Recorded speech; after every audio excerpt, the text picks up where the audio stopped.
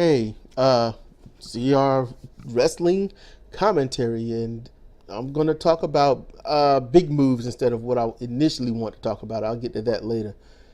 Big moves in wrestling are not necessarily your finishing moves, but you should make sure that if you do a big move and it's really good, you might want to go for the pin or apply a submission that you know will get the victory. And that's just going on if you are out there actually wrestling, because that's basically what traditional pro wrestling would have in it. Now, also, like I say, I try to say every once in a while, yeah, I'm not a professional wrestler, never been in a ring and stuff. All I've done is sit and observe wrestling up close and personal, sometimes just staring at the screen or watching a match in real life and listening to conversations, shoot interviews and things like that from various wrestlers, promoters, and managers and whatnot. And that's just what I do. And if anything in here you see you want to contest or correct or chastise, please, I welcome you to comment anywhere that you find me on social media. But for this, just to get knee-jerk out the way, down there in the comment section below. Now, big moves, now the basic vertical suplex, that used to be a finisher. Just keep that in mind. But, it's been over 70 years now. So, when it comes to these big moves, it's best that you think about what you're doing and how you're doing it. Now, the basic vertical suplex, while that is a move that you see very common, I have noticed that in New Japan Pro Wrestling, they've stopped using it so frequently, and they seem to use it as a big move, or at least middle match move. And they also use it as in a power struggle move. And I noticed that, and I think that's pretty cool, to bring some traditional hard-hitting moves back.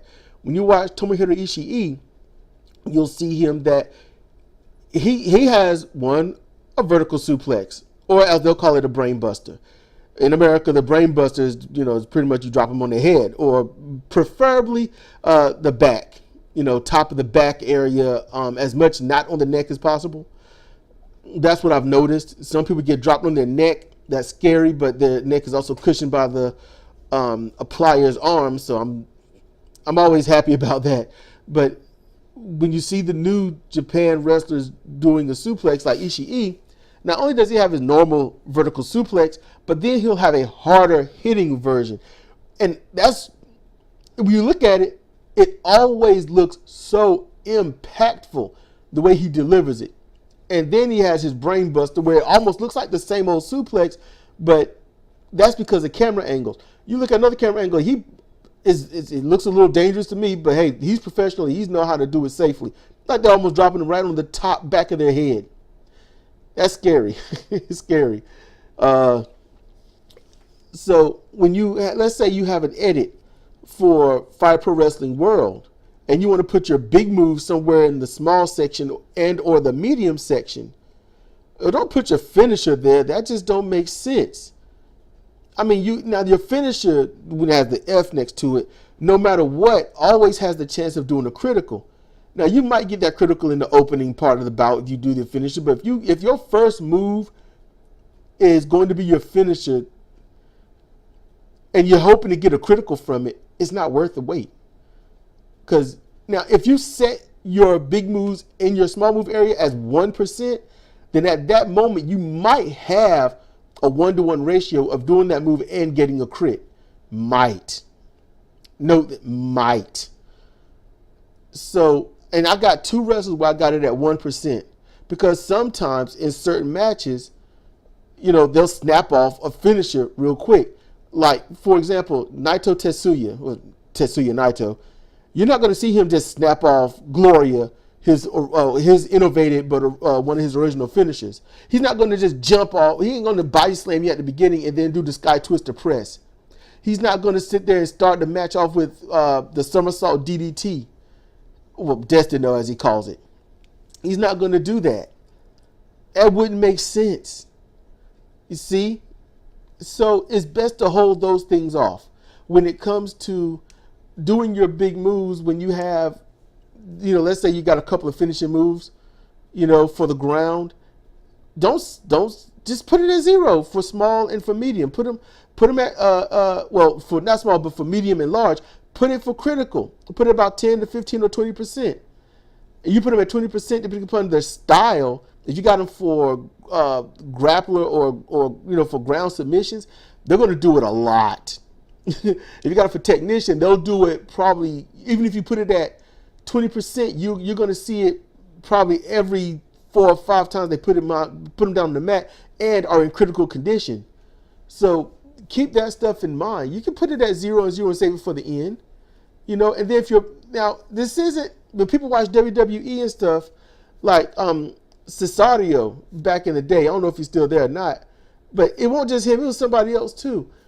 You'll see him do all these drop kicks. You'll see body slams. You'll see all these things.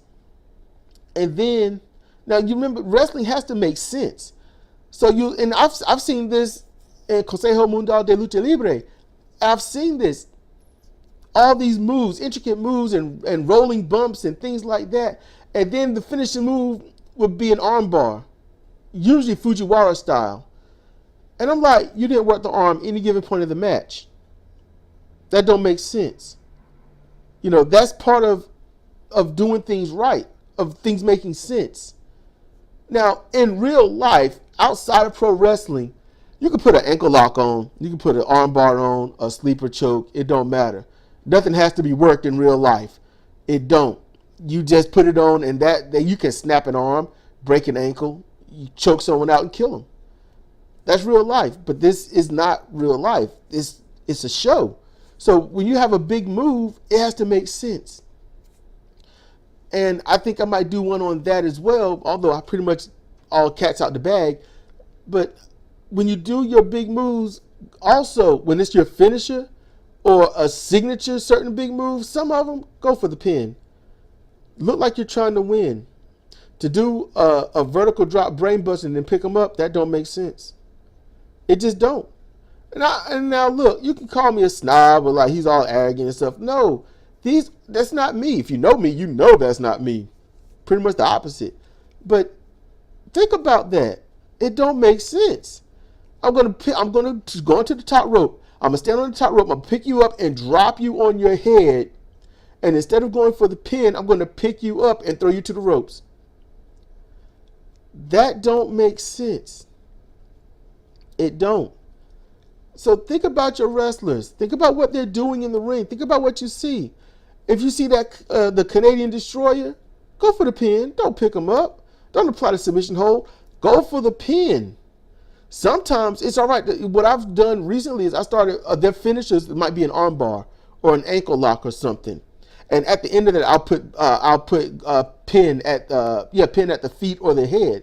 Reason being, because if they don't submit, but their arm or leg or whatnot is so damaged that you see them rolling on the mat and they don't get up, go for the pin. That makes it look really good right there. So that's also something to do. And make sure you put it in for the game. You got it in priority moves. Hey, put it in the big area or large, not the small. Put that at 0. And for the large moves, put it at 100%. Just throw that at 100%. Because once they do it, they got to go for it. 100%.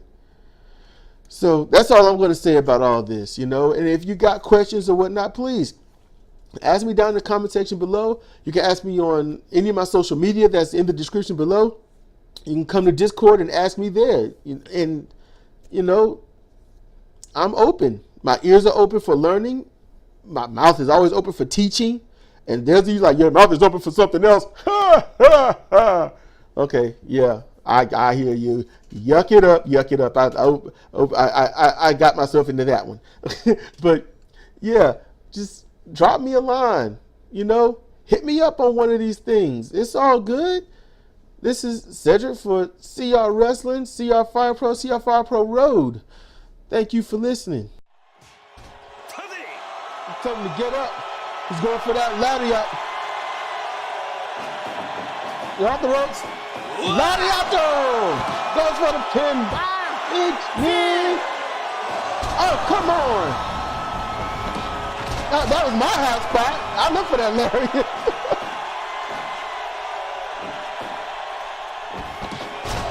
Y ponte away. Crowd's feeling this. Crowd's loving this. He's got him over. Real mount. Oh, he slips right out. Slips right out. Picks him up from behind. Goes down from behind. Tells him to get up. He knocked him down with that clothesline off the ropes. Lariat. He nailed him with it. 1, 2, 3. And he got him. And your winner of the match, Shigano Shingo.